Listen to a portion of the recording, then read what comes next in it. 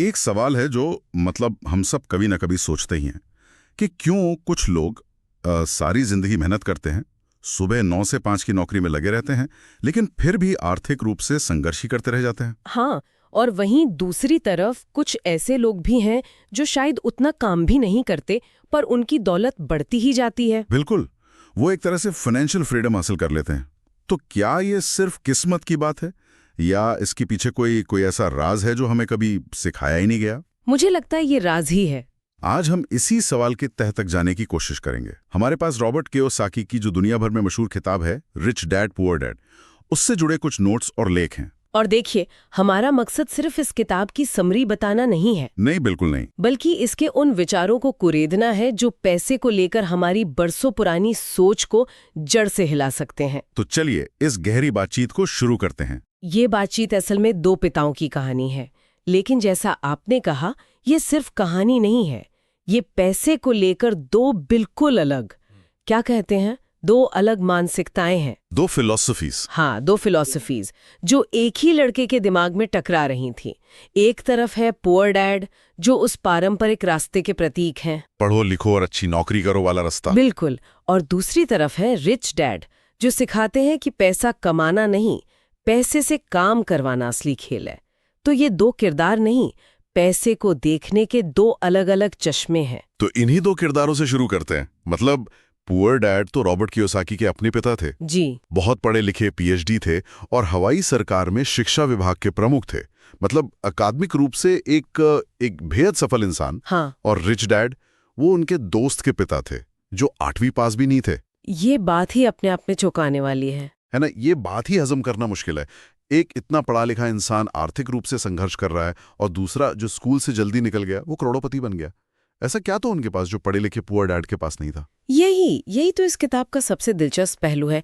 उनके पास पारंपरिक शिक्षा नहीं थी, पर उनके पास वित्तीय शिक्षा थी, फाइनेंशियल एजुकेशन। हाँ, और इसी वजह से दोनों की सलाह में जमीन आसमान का फर्क था। पुअर डैड कहते थे पैसे से प्यार करना ही सारी बुराइयों की जड़ है, और रिच डैड कहते थे पैसे की कमी होना ही सारी बुराइयों की जड़ है। सोच का कितना बड़ा अंतर है। बहुत बड़ा। पुअर डैड की सलाह थी मैं ये नहीं खरीद सकता। ये एक तरह से उनके दिमाग को बंद कर देती थी, एक फुल स्टॉप लगा दिया। बिल्कुल। जबकि रिच डैड की सलाह थी मैं इसे कैसे खरीद सकता हूँ। ये सवाल उनके दिमाग को समाधान खोजने के लिए मजबूर करता था। और नौकरी को लेकर तो उनका नजरिया वो तो बिल्कुल ही उल्टा था। हाँ, वो तो एकदम ही अलग था। पुअर डैड का कहना था एक अच्छी कंपनी में एक सुरक्षित नौकरी ढूंढो, और रिच डैड कहते थे एक अच्छी कंपनी खरीदो। हाँ, मतलब ये सिर्फ सलाह का अंतर नहीं है, ये तो सोच की पूरी प्रोग्रामिंग ही अलग है। बिल्कुल। एक इंसान सुरक्षा खोज रहा है, दूसरा अवसर। बिल्कुल। और ये टकराव ही हमें किताब की सबसे बुनियादी और शक्तिशाली सीख पर लाता है। संपत्ति बनाम देनदारी। एग्जैक्टली। एसेट्स और लायबिलिटीज के बीच का फर्क। ये सुनने में बहुत आसान लगता है, लेकिन असल में ज्यादातर लोग इसी एक बात को समझने में पूरी जिंदगी लगा देते हैं। रिच डैड का सार यही था, अमीर लोग संपत्ति जमा करते हैं, जबकि गरीब और मध्यम वर्ग के लोग वो देनदारियां जमा करते हैं और उन्हें अपनी संपत्ति समझते रहते हैं। ठीक है, इसे थोड़ा और आसान करते हैं। संपत्ति वो जो जेब में पैसा डाले, और देनदारी वो जो जेब से पैसा निकाले। सीधी सी परिभाषा है, लेकिन असल जिंदगी में लोग कहाँ गलती कर जाते हैं? सबसे बड़ी गलती और सबसे चौंकाने वाली बात वो अपने घर को लेकर करते हैं। किताब के हिसाब से वो घर जिसमें आप रहते हैं और जिसके लिए आपने बड़ा लोन लिया है, वो आपकी सबसे बड़ी देनदारी हो सकती है, संपत्ति नहीं। ये एक ऐसी बात है जो हमारी पूरी पारंपरिक सोच को हिला देती है। बिल्कुल। हमें तो यही सिखाया गया है कि घर हमारी सबसे बड़ी संपत्ति है, पर सोचिए हर महीने आपकी जेब से ईएमआई, मेंटेनेंस, टैक्स के रूप में हजारों रुपए निकल रहे हैं। वो आपकी जेब में पैसा नहीं डाल रहा। ये तो बहुत बड़ा दावा है। मतलब वो नई कार जिसे कोई अपनी सफलता का प्रतीक समझ रहा है, वो असल में एक देनदारी है। हाँ, बिल्कुल। क्योंकि उसकी वैल्यू कम हो रही है और उस पर पेट्रोल, बीमा, मेंटेनेंस का खर्चा लगातार हो रहा है। ठीक यही बात। ये तो वैसा ही है जैसे किसी को पहला बोनस मिला और उसने एक महंगी बाइक खरीद ली।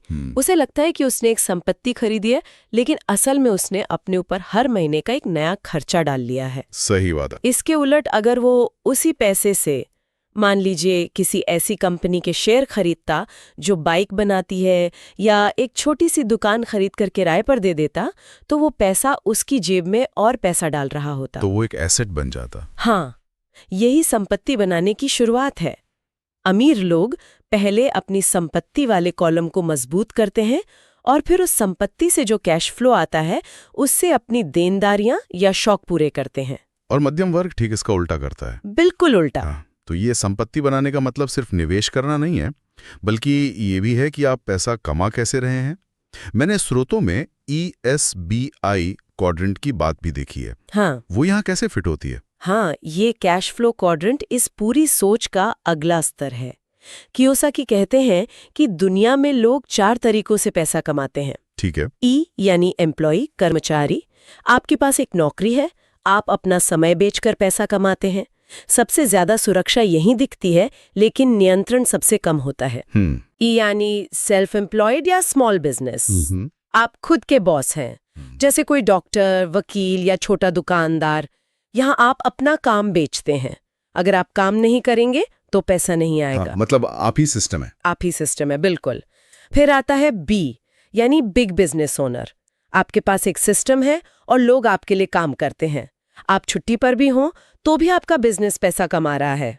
और आखिरी? और आई यानी इन्वेस्टर, निवेशक। यहाँ आपका पैसा आपके लिए काम करता है, आपका पैसा और पैसा बनाता है। तो रिच डैड का जोर E और S से निकलकर B और I की तरफ जाने पर था। बिल्कुल, क्योंकि असली वित्तीय स्वतंत्रता वही है जहां आप सक्रिय रूप से काम न भी कर रहे हो, तब भी आपकी संपत्ति आपके लिए कमा रही हो। ठीक है, तो संपत्ति और देनदारी का फर्क समझना पहली सीढ़ी है, और फिर कैश फ्लो क्वाड्रेंट को समझकर B और I की तरफ बढ़ना असली लक्ष्य है। लेकिन ये सब करने के लिए जिस चीज की जरूरत पड़ेगी वो स्कूलों में तो नहीं सिखाई जाती। नहीं, मुझे लगता है यहीं पर वित्तीय शिक्षा का महत्व सामने आता है ना? बिल्कुल। शोध में एक बहुत मजबूत लाइन है, स्कूल आपको नौकरी के लिए तैयार करते हैं, ये किताब आपको अमीर बनने के लिए तैयार करती है। वाह। एकेडमिक शिक्षा आपको E और S क्वाड्रेंट के लिए तैयार करती है। वो आपको एक अच्छा कर्मचारी या एक अच्छा प्रोफेशनल बनना सिखाती है। लेकिन वित्तीय शिक्षा आपको B और I क्वाड्रेंट का खिलाड़ी बनाती है। इसका मतलब सिर्फ ये नहीं कि पैसा कैसे बचाएं, बल्कि ये समझना कि पैसा काम कैसे करता है। इसमें क्या क्या आता है? इसमें अकाउंटिंग, निवेश, बाजार के नियम और टैक्स कानूनों की बुनियादी समझ, ये सब शामिल है। रिच डैड कहते थे कि आपकी वित्तीय खुफिया जानकारी यानी फाइनेंशियल इंटेलिजेंस ही आपकी सबसे बड़ी संपत्ति है। लेकिन एक सवाल है, क्या ये विचार आज भी उतना ही प्रासंगिक है? आज की गिग इकोनॉमी में जहां लोग फ्रीलांसिंग कर रहे हैं, क्या एक सुरक्षित नौकरी की सलाह इतनी भी बुरी है, खासकर जब स्वरोजगार और बिजनेस में इतना जोखिम हो? आपका संदेश नौकरी छोड़ने के लिए उकसाना नहीं है। अच्छा। बल्कि नौकरी करते हुए भी अपनी सोच बदलने पर है। बात जोखिम की नहीं, बल्कि उस जोखिम को समझने और उसे मैनेज करने की है।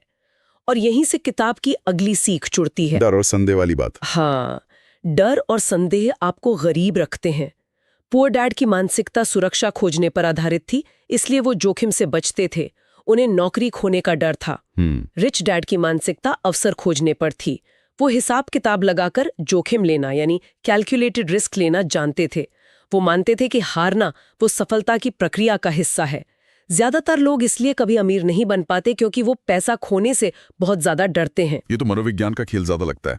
मतलब अमीर बनना बैंक बैलेंस से नहीं, बल्कि सोच से शुरू होता है। Mindset matters more than money. Rich dad का एक और महत्वपूर्ण विचार था कि अपने दिमाग को लगातार तेज करते रहो। मतलब सीखते रहो। सीखते रहो। वो कहते थे कि जब आप काम करना बंद कर देते हैं तो आपका सबसे शक्तिशाली औजार यानी आपका दिमाग वो भी काम करना बंद कर देता है। इसलिए सीखना कभी बंद नहीं करना चाहिए। वो टीवी देखने के बजाय फाइनेंस पर सेमिनार में जाते थे। हाँ। वो उपन्यास पढ़ने के बजाय निवेश पर किताबें पढ़ते थे। ये छोटे छोटे चुनाव ही लंबे समय में बड़ा फर्क पैदा करते हैं। बिल्कुल। तो इन सब बातों का निचोड़ क्या है? अगर कोई आज अपनी सैलरी पर निर्भरता से थक चुका है और पहला कदम बढ़ाना चाहता है, तो उसके लिए सबसे जरूरी बात क्या है? सबसे जरूरी बात है अपनी मानसिकता को बदलना। कैसे? एक उपभोक्ता मतलब कंज्यूमर की तरह सोचने के बजाय एक निवेशक, एक इन्वेस्टर की तरह सोचना शुरू करना।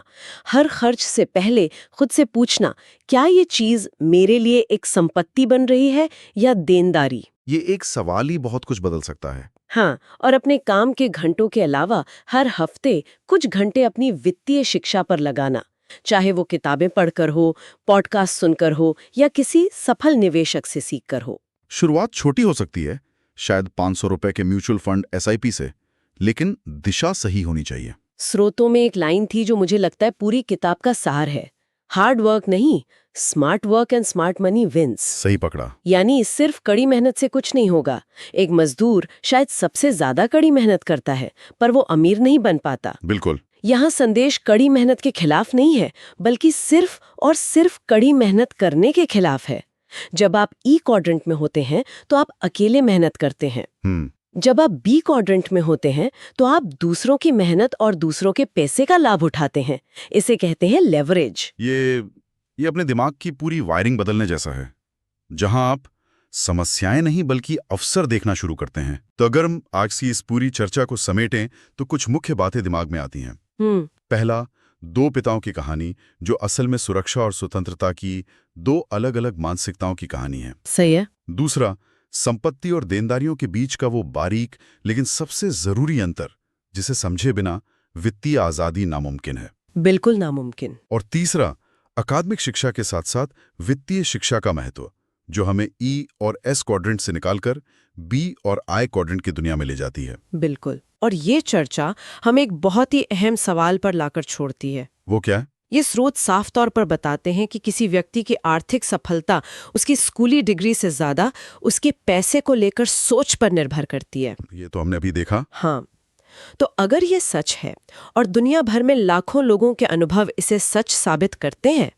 तो हमारी शिक्षा प्रणाली और हमारे समाज को लोगों में बचपन से ही इस रिच माइंडसेट को विकसित करने के लिए क्या ठोस कदम उठाने चाहिए? ये तो बहुत बड़ा सवाल है। क्या हमें बच्चों को चेकबुक बैलेंस करना सिखाने से पहले कैश फ्लो मैनेज करना सिखाना चाहिए? ये एक ऐसा प्रश्न है जिस पर हम सभी को गंभीरता से विचार